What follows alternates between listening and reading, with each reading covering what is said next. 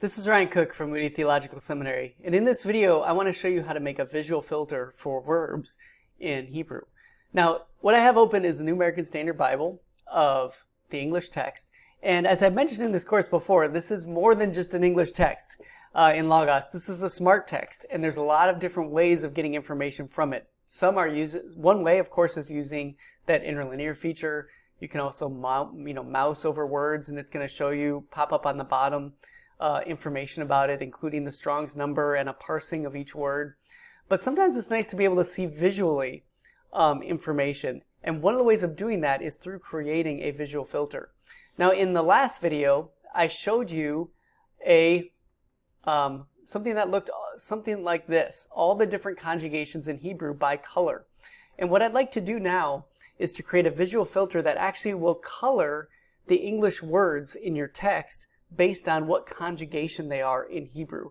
And this can be a very powerful tool for reading and interpreting the Old Testament. So let's go ahead and take a look at how to get started with this. So the first thing you want to do is go to your documents. So that's this right here. It looks like documents. And you want to make a new document called a visual filter. So you go down here to new, go down to visual filter, and you can open that up. And let's go ahead and title this Verbs Introduction to Hebrew. Okay, so now we have our kind of palette open for creating a visual filter. And now we need to tell Logos what types of things we want to make a visual filter for. So the way to bring up information on this is to hit the @ symbol. So if you hit @ it will bring up. Oh, by the way, before I do that, we need to switch up top here to morph. Make sure this is on morph. And the other thing you need to make sure is the morphology is, here it says Anderson Forbes Aramaic morphology. It's going to default to whatever is the top spelling, like Aramaic starts with an A, so that is at the beginning. You want to switch this to Logos Hebrew morphology. Hebrew Logos right there. So Logos Hebrew morphology. So you should be under morphology, Logos Hebrew morphology. Now we go here and hit the @ symbol to bring up this palette of parts of speech. And I just hold the shift button down. Hold the shift button down. And we're really just interested in verbs. So if you hit a capital V or shift V, that changes us now to our verb template. And now we have stems. The stem really doesn't matter for this. So leave the stem blank. But this TAM means tense aspect modality. Now that does make a difference for us. That's what we want to color. So the first one we're going to do is the katal or the perfect. So just click katal perfect. And the color we want to have that is, if you go back to our chart here, the perfect is red. So we want the katal perfect to be red. So we'll change the formatting here to red. Like, okay, that looks good. Now let's do that again. So we hit @ capital V for verb, and then let's do the vav plus the perfect, or the vekatal. We'll do that next. And we go back to our chart to see, okay, that's brown. The vekatal, vav, consecutive perfect, vav plus the perfect, we want that to be brown. So we'll change that to brown. Then we'll do that again, bring up the verb, and we'll do the imperfect, or the yiktol. And if you look back at the chart, we want the yiktol, the imperfect, to be yellow. But not just the imperfect, also the yiktol, the vav conjunctive plus the imperfect. That also is yellow. So I actually need to add something to this. And if you just click back on it, the menu comes back up.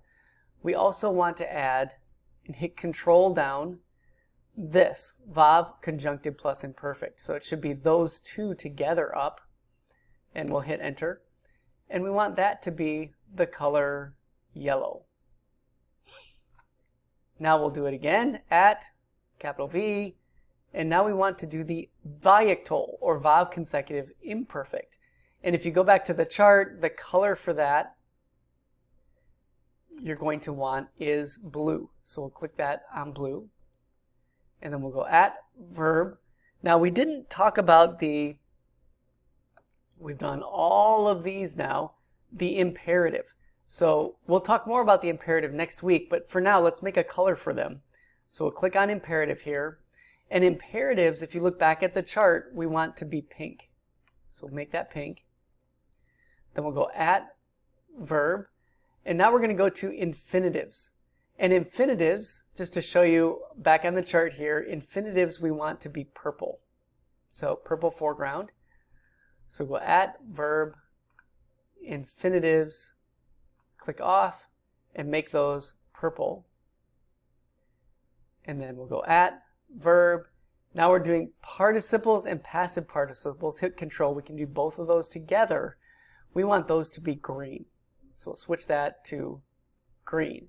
So now let's just double check with the chart and make sure we've got everything there. And we do. And so now that we've created this visual filter called Verbs Introduction to Hebrew, now we can apply it to any Bible. And the way you apply it is go to this visual filter. You could do this with the NIV, you could do this with the NASB, you could do it with the ESV. So click on Visual Filters here. And you want to scroll all the way down to where it says Visual Filters. And of course I have made a whole bunch of these. So let me just do the one that we just did, Verbs Introduction to Hebrew. And you'll notice now we get all these colors that open up. And what these colors show you is that there is a verb there. And because like this first one is red, that means it's a perfect.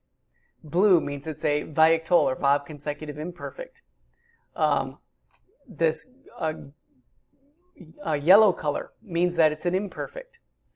Let's see if we can find anything else here. The purple here in die and eat means it's a participle. Or no, means it's an, excuse me. Green is a participle. Purple is an infinitive. It means it's an infinitive. Green is a participle. The brown here is a vav consecutive perfect. So the colors can just immediately and visually tell you what Hebrew conjugation this is, regardless of how it's translated in English. You don't have to guess. You can just see it, even without putting your mouse over it. In the next video, I'll show you how you can use this for interpretation in a narrative context.